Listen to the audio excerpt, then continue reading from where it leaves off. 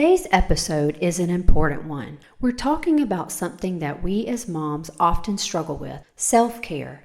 And yes, I know the term self-care might feel cliche or even unattainable when your world feels like it's spinning out of control. But stick with me, Mama, because this topic isn't just about bubble baths and candles, although those are nice too. It's about refueling yourself so you can keep showing up as the strong, loving mom your child needs. So here's the truth. Not only is self-care okay, but it's essential, and through faith, we can find the peace and renewal we need to continue forward. So grab your cup of coffee or tea, get cozy, and let's have an honest heart-to-heart chat about why self-care matters. Welcome to the Courageous Moms Podcast, a place where moms like you, facing the challenges of a child battling addiction, can find faith, hope, and connection. I'm Christie, a mom walking this road alongside you. Here, you'll be reminded that you are seen, you are loved, and most importantly, you are not alone. Together, we'll uncover the courage within us to face each day and embrace the grace that carries us through. Let's lean on faith, hold on to hope, and take this journey one step at a time together. Let's start with recognizing when you need to take a break. If you're feeling like you're running on fumes, you're not alone. Supporting a child struggling with addiction can feel like riding an emotional roller coaster you didn't sign up for. I've been there too, Mama. There were days when I thought, if I just keep going, if I just do more, things will get better. But you know what I realized? You can't pour from an empty cup. Stepping back and taking a break doesn't mean you're giving up. It means you're recharging so you can keep going. Think of it like this. When you're on an airplane, they tell you to put on your oxygen mask first before helping others. The same is true here. You can't be the strong, loving mom your child needs if you're completely depleted. When you're in the middle of the chaos, it's easy to believe that if you just try harder, do more, or stay hyper-vigilant, you can somehow control the outcome. But the truth is, you are only one person, and you cannot pour from an empty cup. I remember nights of lying awake, waiting for the phone to ring, jumping at every notification, feeling like I couldn't turn away for even a second. But over time, I realized that my constant state of stress wasn't helping my child.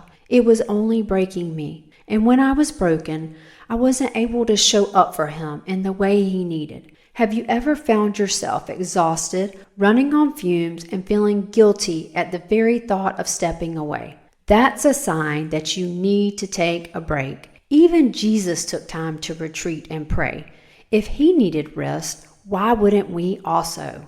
The next topic is a big one about the power of disconnecting. Let's talk about social media for a second. How many of you scroll through your feed only to feel worse afterward?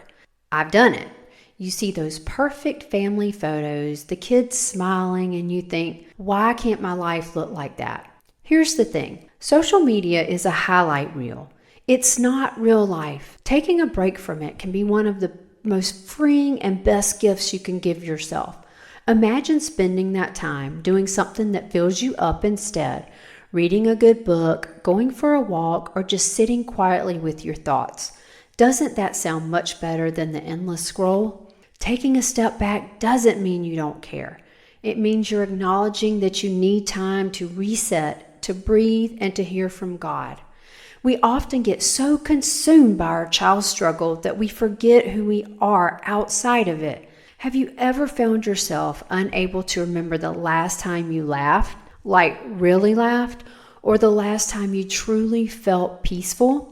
Disconnecting for a little while, whether that means turning off your phone for an evening, stepping outside for a walk, or taking a weekend to be still, can give you the clarity and strength you need. And in that stillness, God speaks. He reminds us that He is in control and that we are not meant to carry this burden alone. Now, let's talk about prioritizing self-care. I know, you're probably rolling your eyes right now and thinking, Christy, I barely have time to breathe, let alone take care of myself.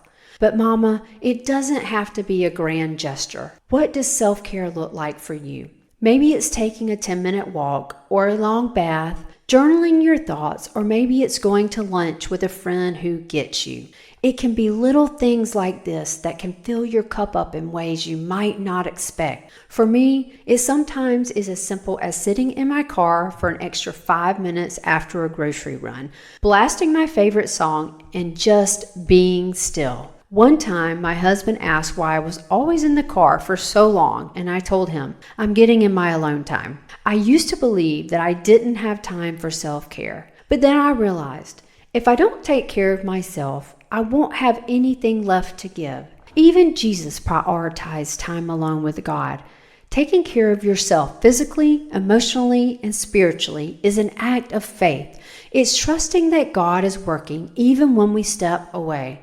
What's one small thing you can do this week that's just for you? Go ahead, jot it down, or say it out loud. This is your permission to prioritize you. Now we need to find support and seek help. If you've been isolating yourself or are afraid to reach out, I want to encourage you, take that step. Whether it's through a faith-based support group, a trusted friend, or even therapy, seeking support is an act of courage.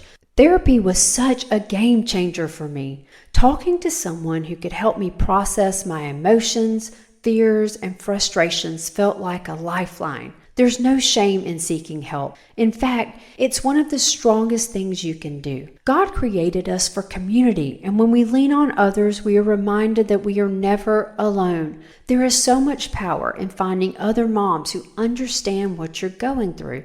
That's why I created the Courageous Mom Circle Support Group, a place where we can lift each other up, pray for one another, and remind each other that hope is never lost. Mama, taking care of yourself doesn't mean you're stepping away from your child's journey.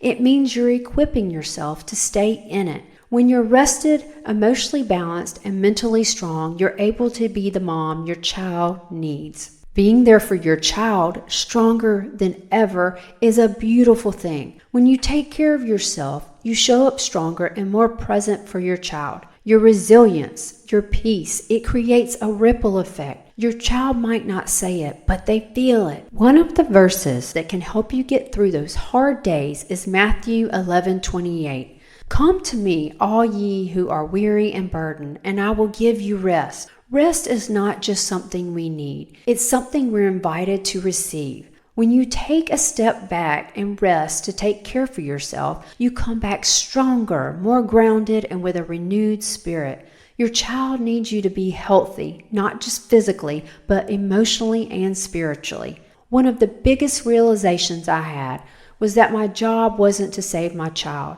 It was to love him, set boundaries, and pray for him. And when I released that weight to God, I found strength I didn't know I had. Before we wrap up today, I want to encourage you to take one small step forward. Maybe that means setting aside 10 minutes to pray, reaching out to someone for support, or simply acknowledging that you deserve rest. If you need guidance, my free ebook, A Mother's Love, Navigating the Journey Through Addiction with Hope and Strength, is a great place to start. And my Courageous Moms Toolkit is full of resources designed for you, which includes a self-care checklist and a self-care guide. If you are feeling exhausted, overwhelmed, or like you can't keep going at this pace, I want you to know you don't have to. It's okay to rest. It's okay to step back, and it's okay to trust God with the outcome. I'm so glad you spent time with me today. I hope you feel encouraged and maybe a little lighter knowing that it's okay, necessary even, to take care of yourself. If this episode spoke to you, I'd love to hear from you. What's one thing you're going to do for yourself this week? You can send me a message on Instagram at Christie G. Stutz, and don't forget to hit that subscribe button so you never miss an episode. I would love to hear from you. Remember, you are not alone, and you're doing an incredible job, even on the days when it doesn't feel like it. You are loved, you are strong, and with God's help, you can find peace even in the middle of the storm. Until next time, Mama, take care of yourself and stay courageous.